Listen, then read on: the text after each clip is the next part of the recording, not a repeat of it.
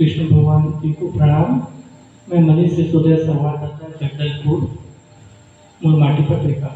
हम आए हैं आज प्रभु जी के पास और जन के कार्य में सहयोग लेने के लिए कि कृष्ण भगवान भी गोकुल माता गाय माता को एक अच्छी व्यवस्था में रखे। तो हम भी चाहेंगे कि जगदलपुर में भी एक वृंदावन जैसी व्यवस्था बने, इसलिए हम आए हैं प्रभु जी के पास।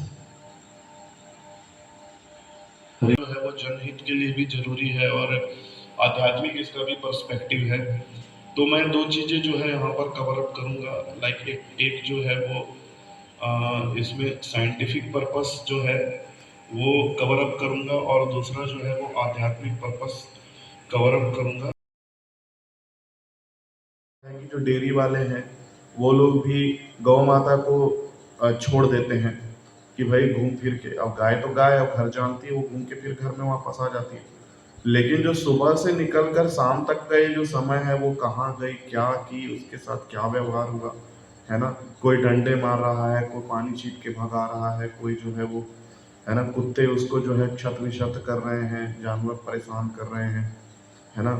गाड़ियां जो है वो सड़कों में चल रही हैं तो गाड़ी का एक्सीडेंट हो जा रहा है, गाय को बचाने के चक्कर में गाय भी क्षत विक्षत हो रही है और जो वाहन चालक है वह भी क्षतिग्रस्त हो रहा है।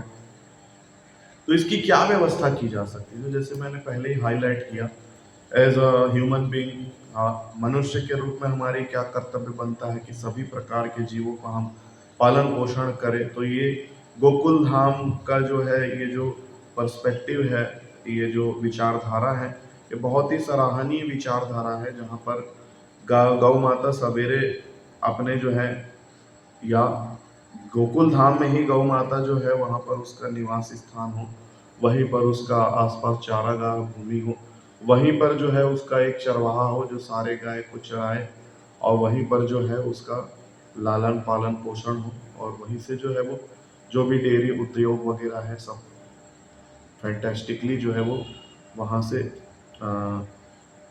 मतलब एक मैनेज किया जाए। तो ये सारी चीज़ें जो हैं इस पे हम लोग इस्कॉन की तरफ से जो है देखा जाए तो इस पे वृंदावन में बहुत वृंदावन में गौशाला है, दिल्ली में भी है गौशाला, और हमारे जितने भी इस्कॉन के मंदिर होते हैं वहाँ पर गौशाला होती ही है, गाय होती ही है। और हम लोग लगभग यही जो है सारा प्रोसेस फॉलो करते हैं। गौ माता सुबह निकलती है, एक चरवाहा उसके साथ होता है, चरती है और फिर वापस आती है। सुबह दूध निकाला जाता है और शाम को दूध निकाला जाता है, वो भगवान की सेवा में अर्पित किया जाता है। बस ऐसा है। तो वही चीज़ जो है पर्सपेक्टिव हम देखते हैं, गाय माता तो अपने बछड़े का पालन पोषण करती ही है, उनको भी जो उसका दूध पीता है उसको भी अपना पुत्र मानती है, अपना बच्चा मानती है। तो हम भी उसका दूध पी रहे हैं तो हमारे लिए वो माँ समान है।